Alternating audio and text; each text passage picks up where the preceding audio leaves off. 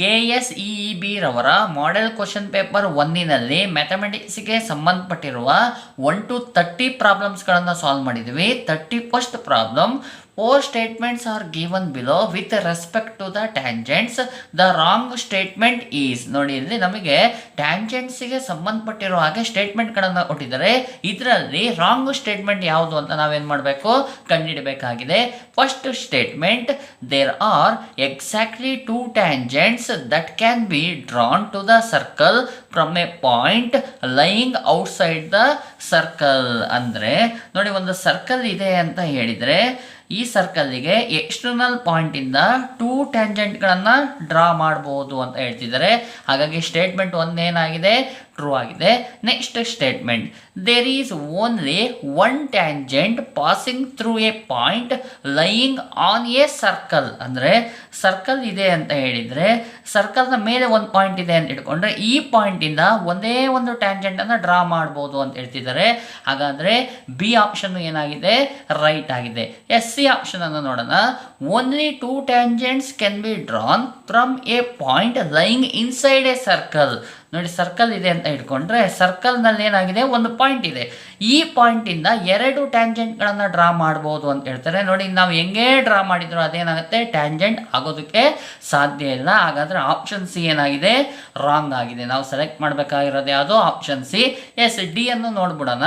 The length of the tangents from an external point to the circle are equal. ಅಂದರೆ external ಪಾಯಿಂಟಿಂದ ಸರ್ಕಲ್ಗೆ ನಾವು ಟ್ಯಾಂಜೆಂಟ್ಗಳನ್ನು ಡ್ರಾ ಮಾಡಿದರೆ ಆ 2 ಟ್ಯಾಂಜೆಂಟ್ಗಳು ಈಕ್ವಲ್ ಆಗಿರುತ್ತೆ. ಎಸ್, ಡಿ ಆಪ್ಷನ್ ಏನಾಗಿದೆ, ಟ್ರೂ ಆಗಿದೆ. ಹಾಗಾದರೆ ನಾವು ರಾಂಗ್ ಆಗಿರೋ ಸ್ಟೇಟ್ಮೆಂಟ್ ಯಾವುದು, ಆಪ್ಷನ್ ಸಿ ಇದು ರಾಂಗ್ ಆಗಿದೆ. ಅದನ್ನು ನಾವು ಸೆಲೆಕ್ಟ್ ಮಾಡಬೇಕು. 32nd problem, in the given figure PA and PB are the tangents to a circle with center O.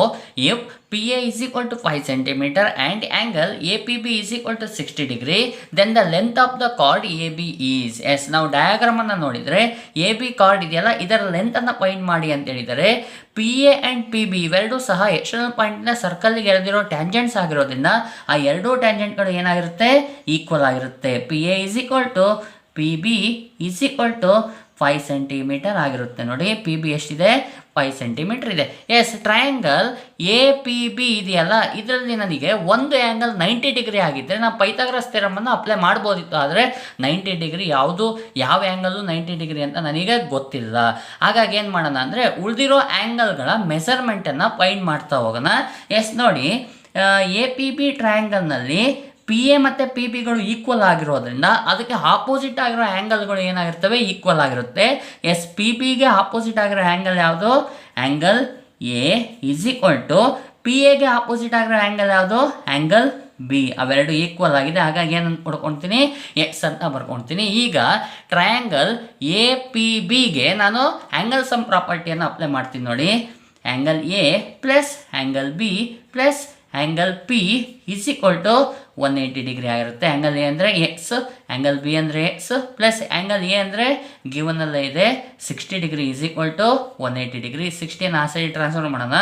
X plus x ಏನಾಯಿತು, 2x is equal to 180 degree. Plus ಇರೋದು ಆ side transfer ಆದ ತಕ್ಷಣ -60 ಆಯಿತು. 2x is equal to subtraction ಮಾಡಿದರೆ 120 degree ಬರುತ್ತೆ. X is equal to 120 degree divide by 2. 2 ಅನ್ನು ನಾನು ಏನು ಮಾಡಿದೆ, ಟ್ರಾನ್ಸ್ಫರನ್ನು ಮಾಡೀನಿ. X is equal to 2 1s 2 60s divide ಆಯಿತು. ಹಾಗಾದರೆ ಆ್ಯಂಗಲ್ ಎಕ್ಸಿನ ವ್ಯಾಲ್ಯೂ ಎಷ್ಟು ಬಂತು, 60 ಡಿಗ್ರಿ ಬಂದಿದೆ. Therefore angle A is equal to 60 degree, angle B is equal to 60 degree ಅಂತ ಬರಿಬೋದು. ಯಾಕೆ ಅಂದರೆ angle A is equal to angle B is equal to x ಅಂತ ನಾವು ಬರ್ಕೊಂಡಿರೋದ್ರಿಂದ ಎಕ್ಸ್ ವ್ಯಾಲ್ಯೂ 60 ಇರೋದ್ರಿಂದ angle A is equal to 60 degree, angle B is equal to 60 degree.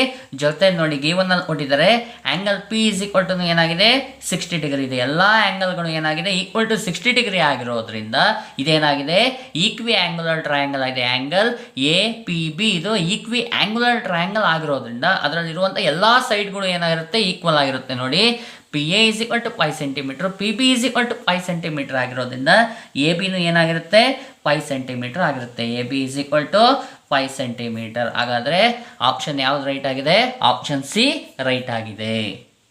33rd problem, the angle between the two radius of a circle is 130 degree.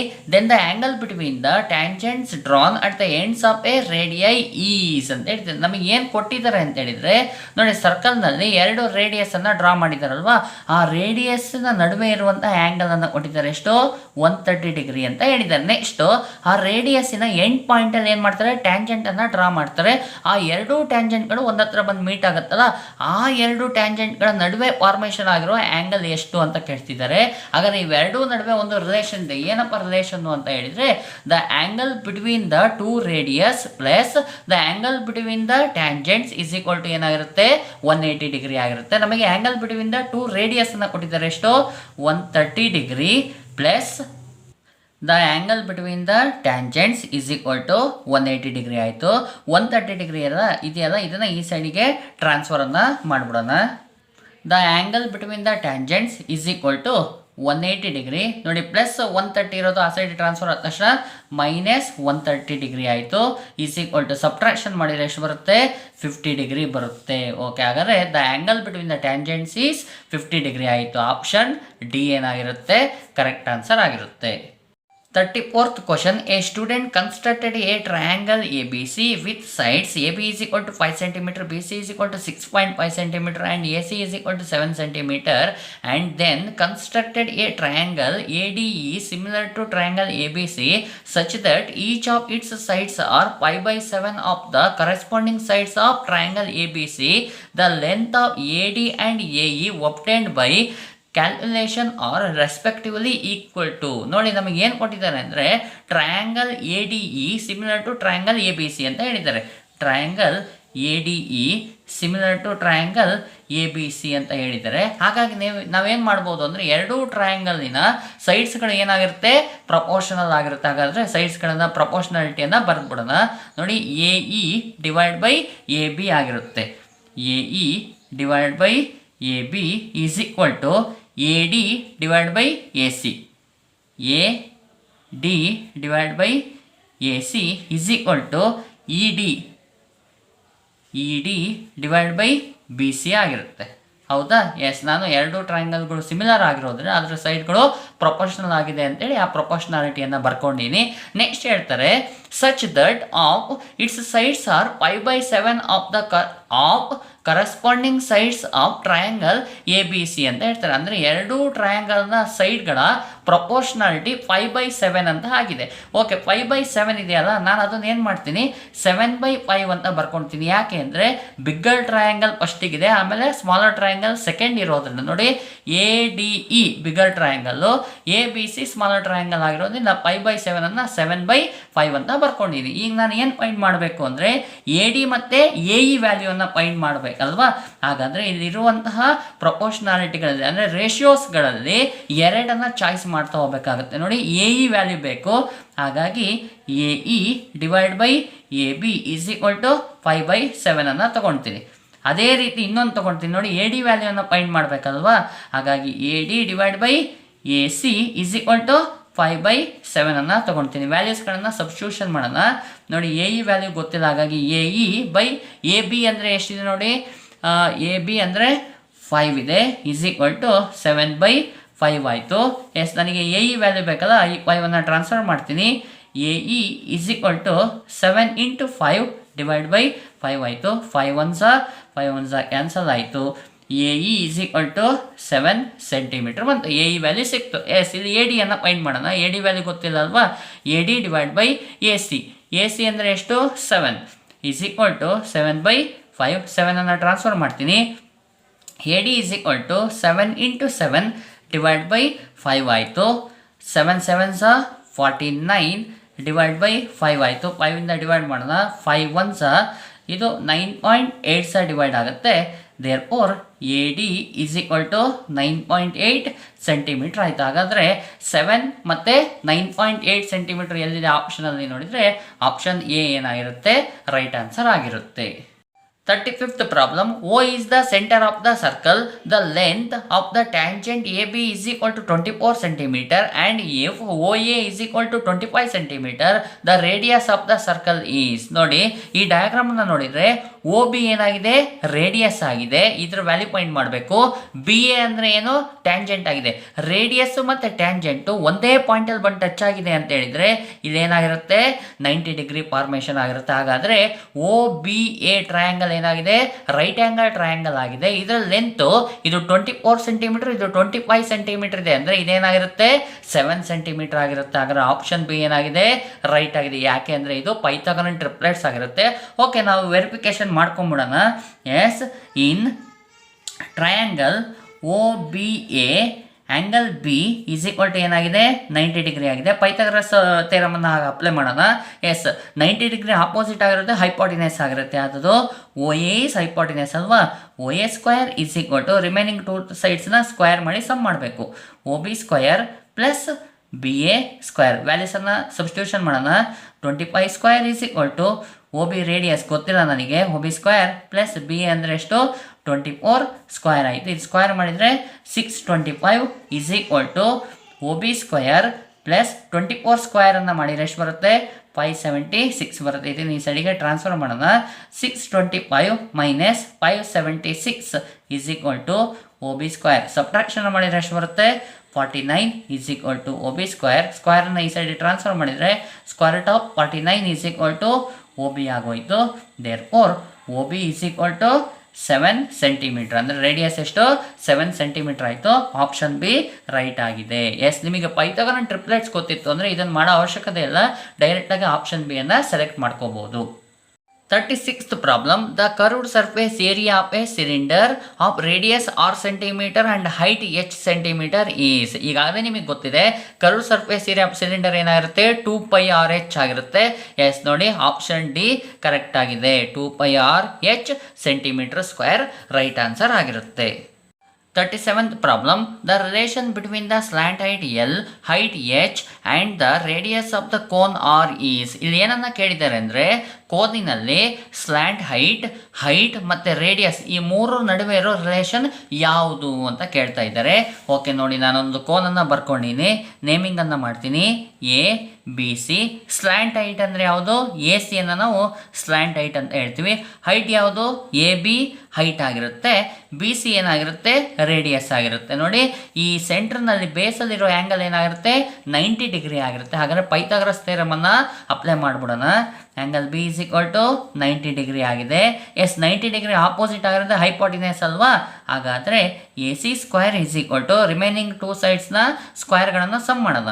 A B square plus B C square. Yes, A C ಅಂದರೆ ಏನು slant height, L square is equal to A B ಅಂದರೆ height, H square plus B C ಅಂದರೆ radius, R square. L square is equal to H square plus R square, ಅಂದರೆ option B ಏನಾಗಿದೆ right ಆಗಿದೆ. 38th problem, the surface area of a sphere is 616 square centimeter. The surface area of its hemisphere is. Okay, ನಮಗೆ surface area sphere ಮತ್ತು hemisphere ಗೊತ್ತಿದೆ. Yes, ವ್ಯಾಲ್ಯೂಸನ್ನು substitution ಮಾಡಿದರೆ ಈಸಿಯಾಗಿ ಸಿಕ್ಬಿಡುತ್ತೆ. Surface area sphere is equal to 4πr² ಗೊತ್ತಿರೋದೇ ಇದು. ಇಲ್ಲಿ ಸರ್ಫೇಸ್ ಏರಿಯಾ ಸ್ಪಿಯರ್ ನಮಗೆ ಗೊತ್ತಿದೆ ಎಷ್ಟು 616 ಈಸ್ ಈಕ್ವಲ್ ಟು 4πr². 4ಅನ್ನು ಟ್ರಾನ್ಸ್ಫರ್ ಮಾಡಿಬಿಟ್ರೆ 616 divide by 4 is equal to πr² ಆಗುತ್ತೆ. 4ಇಂದ ಇದನ್ನು ಡಿವೈಡ್ ಮಾಡಿದರೆ 154 ಬರುತ್ತೆ. 154 ಈಸ್ ಈಕ್ವಲ್ ಟು πr² ಆಗೋಯ್ತು ಅಲ್ವಾ. ಇದನ್ನು ಇದರಲ್ಲಿ ಸಬ್ಸ್ಟಿಟ್ಯೂಷನ್ ಮಾಡೋದು ನೋಡಿ. Surface area of hemisphere is equal to 2πr² ಅಲ್ವಾ. 2 ಇಂಟು πr² ಅಂದರೆ ಎಷ್ಟು 154. ಎಸ್, ಮಲ್ಟಿಪ್ಲೈ ಮಾಡಿದರೆ ಎಷ್ಟು ಬರುತ್ತೆ ಗೊತ್ತಾ 308 ಸೆಂಟಿಮೀಟರ್ ಸ್ಕ್ವೇರ್ ಬರುತ್ತೆ. ಹಾಗಾದರೆ ಆಪ್ಷನ್ ಬಿ ಏನಾಗಿರುತ್ತೆ ರೈಟ್ ಆನ್ಸರ್ ಆಗಿರುತ್ತೆ. 39th problem, the perimeter of the base of a right circular cylinder is 44 cm and its height is 10 cm, then its volume is. ನಮಗೆ ಏನನ್ನು ಕೊಟ್ಟಿದ್ದಾರೆ ಅಂದರೆ perimeter of base of A cylinder ಅನ್ನು ಕೊಟ್ಟಿದ್ದಾರೆ. Base of cylinder ಯಾವ ಶೇಪಲ್ಲಿರುತ್ತೆ circle ಶೇಪಲ್ಲಿರುತ್ತೆ. ಹಾಗಾದರೆ perimeter of circle ಏನಾಗಿರುತ್ತೆ 2πr ಆಗಿರುತ್ತೆ ಈಸ್ ಈಕ್ವಲ್ ಟು 44. ನಾವೇನು ಮಾಡೋಣ ಆರ್ ವ್ಯಾಲ್ಯೂನ ಫೈಂಡ್ ಮಾಡ್ಕೋಬೇಕು ಅಂದರೆ 2π ಅನ್ನು ಆ ಸೈಡಿಗೆ ಟ್ರಾನ್ಸ್ಫರ್ ಮಾಡೋಣ. R is equal to 44/2 pi ಆಗೋಯ್ತು ನೋಡಿ. 2 1s 220, 2s ಡಿವೈಡ್ ಆಗುತ್ತೆ. r ಇಸ್ ಈಕ್ವಲ್ ಟು 22/π ಬಂತು. ನನಗೆ ಆರ್ ವ್ಯಾಲ್ಯೂ ಸಿಕ್ಕೋಯ್ತು. ನೆಕ್ಸ್ಟ್ ಏನು ಹೇಳಿದ್ದಾರೆ, ಹೈಟ್ ಈಸ್ 10 ಸೆಂಟಿಮೀಟರ್ ಅಂತ ಹೇಳಿದಾರಲ್ವಾ, height is equal to 10 centimetre ಇದೆ. ನೆಕ್ಸ್ಟ್ ಇಟ್ಸ್ ವಾಲ್ಯೂಮ್ ಏನು ಮಾಡಬೇಕು, ವಾಲ್ಯೂಮ್ ಆಫ್ ದ ಸಿಲಿಂಡರನ್ನು ಬರ್ಕೊಡೋಣ. Volume of cylinder is equal to pi r²h. ಇದರಲ್ಲಿ ವ್ಯಾಲ್ಯೂಸ್ಗಳನ್ನು ಸಬ್ಸ್ಟಿಟ್ಯೂಷನ್ ಮಾಡೋಣ. ಪೈಯನ್ನು ಹಾಗೆ ಬರ್ಕೊಳ್ತೀನಿ. ಪೈ ಇಂಟು ಆರ್ ಅಂತ ಹೇಳಿದರೆ 22/π ಹೋಲ್ ಸ್ಕ್ವಯರ್ ಇಂಟು ಎಚ್ ಅಂದರೆ ಎಷ್ಟು 10. S is equal to pi into 22/π whole square ಇದೆಯಲ್ಲ, ಇದನ್ನು 2 ಟೈಮ್ ಬರ್ಬಿಡೋಣ. 22/π ಇಂಟು 22/π ಇಂಟು 10 ಆಗೋಯ್ತು. ಪೈ ಏನಾಯಿತು, ಕ್ಯಾನ್ಸಲ್ ಆಯಿತು. ಉಳಿಯೋದೇನು 22 ಇಂಟು 22/π ಇಂಟು 10 ಬಂತು. ಇಲ್ಲೇನಾಗಿದೆ ಅಂದರೆ ಡಿವೈಡ್ ಬೈ ಪೈ ಬಂದಿದೆ. ಆದರೆ ನಮಗೆ ಮಲ್ಟಿಪಲ್ ಚಾಯ್ಸಲ್ಲಿ ಎಲ್ಲದೂ ಏನಾಗಿದೆ, ನ್ಯೂಮರೇಟ್ರಲ್ಲಿ ಪೈ ಬಂದಿದೆ, ಡಿವೈಡ್ ಬೈ ಪೈ ಅಂತ ಎಲ್ಲೂ ಇಲ್ಲ. ಹಾಗಾಗಿ ನಾನು ಏನು ಮಾಡ್ತೀನಿ ಅಂದರೆ ನೆಕ್ಸ್ಟ್ ಸ್ಟೆಪ್ಪಲ್ಲಿ 22 ಇಂಟು 22/π ವ್ಯಾಲ್ಯೂನ ಸಬ್ಸ್ಟಿಟ್ಯೂಷನ್ ಮಾಡ್ತೀನಿ. ಪೈ ಅಂದರೆ ಎಷ್ಟು 22/7 ಇಂಟು 10 ಆಗೋಯಿತು. ಈಸ್ ಈಕ್ವಲ್ ಟು 22 ಇಂಟು ಈ 22 ಇಂಟು 22/7ನ ಮೇಲೆ ತೊಗೊಂಡೋದ್ರೆ ಏನಾಗುತ್ತೆ, ಇಂಟು 7/22 ಆಯಿತು ಇಂಟು 10. 22 1s 22 1s ಹೋಯಿತು. ಉಳಿಯೋದೇನು 22 ಇಂಟು 7 ಇಂಟು 10 ಬಂದು ಹೋಯ್ತಲ್ವಾ. ಆದರೆ ನನಗೆ ಮಲ್ಟಿಪಲ್ ಚಾಯ್ಸಲ್ಲಿ ಪೈ ಇರಲೇಬೇಕಾಗುತ್ತೆ. ಹಾಗಾದರೆ ನಾನೇನು ಮಾಡಬೇಕು, ಇಲ್ಲಿ ನ್ಯೂಮರೇಟ್ರಲ್ಲಿ ಪೈ ಬರುವ ಹಾಗೆ ಅರೇಂಜನ್ನು ಮಾಡಬೇಕಾಗುತ್ತೆ. ಹಾಗಾದ್ರೆ ಏನು ಮಾಡ್ತೀನಿ ಅಂದರೆ 22 ಡಿವೈಡ್ ಬೈ ಪೈ ಅಂತ ಬರಿತೀನಿ. ಅಂದರೆ 22 ಡಿವೈಡ್ ಬೈ 7 ಅಂತ ಬರಿತೀನಿ. ಇದೇನಾಯಿತು, ಪೈನ ವ್ಯಾಲ್ಯೂ ಆಯಿತು. ಡಿವೈಡ್ ಬೈ 7 ಬರ್ತೀನಿ ಅಂದರೆ ಮಲ್ಟಿಪ್ಲೈ ಬೈ 7 ಬರೀಲೇಬೇಕು. ಯಾಕಂದರೆ 7 1s 7 1s ಡಿವೈಡ್ ಆದರೆ ಉಳಿಯೋದೇನು 22. ರಿಮೈನಿಂಗ್ ಏನು ಇಂಟು 7 ಇಂಟು 10 ಹಾಗೆ ಬರ್ಕೊಳ್ತೀನಿ. ಈಸ್ ಈಕ್ವಲ್ ಟು 22/7 ಅಂದರೆ ಎಷ್ಟು, ಪೈ ಇಂಟು 7 ಇಂಟು 7 ಇಂಟು 10 ಬಂತು. ಮಲ್ಟಿಪ್ಲೈ ಮಾಡಿದರೆ 7 7s 49 ಇಂಟು 10 ಮಾಡಿದರೆ 490 ಇಂಟು ಪೈ ಬಂದೋಯ್ತು. ಸೆಂಟಿಮೀಟರ್ ಕ್ಯೂಬ್ ಯೂನಿಟ್ ಬರುತ್ತೆ. ಹಾಗಾದರೆ 490 ಪೈ ಸೆಂಟಿಮೀಟರ್ ಕ್ಯೂಬ್ ಆಪ್ಷನ್ ಯಾವುದು ಅಂತ ನೋಡಿದರೆ ನೋಡಿ, ಆಪ್ಷನ್ ಎ ಏನಾಗಿದೆ, ರೈಟ್ ಆಗಿದೆ. 40th problem, prepare a cone from model clay.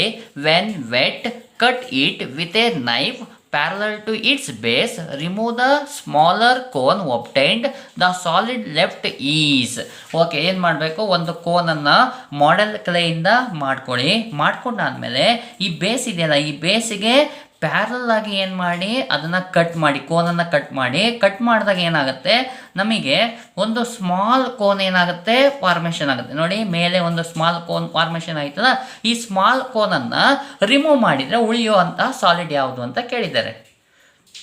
S, small ಕೋನನ್ನು remove ಮಾಡಿದರೆ ಉಳಿಯುವಂಥ ಸಾಲಿಡ್ ಏನಾಗಿರುತ್ತೆ, ಪೃಷ್ಠಮ ಕೋನ್ ಆಗಿರುತ್ತೆ. ಆಪ್ಷನ್ ಡಿ ಏನಾಗಿರುತ್ತೆ, ರೈಟ್ ಆಗಿರುತ್ತೆ.